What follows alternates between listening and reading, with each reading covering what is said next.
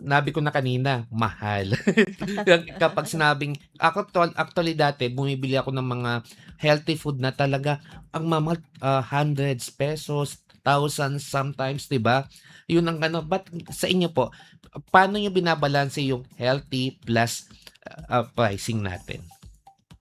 Una po, nagma-market survey din po ako muna. Opo. Market survey po, and then tinitingnan ko po ano po um, yung mga competitors. And then nagko-costing po ako.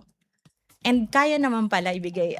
As much as 180,000 lang po yung peanut butter namin na sugar-free. Ang mahal naman, 180,000. 80 pesos. Pero sir, pag direkta po kayong bibili sa akin, it's only 150. Okay. Kapag nasa bazaar, lagi po kami nasa Kadiwa.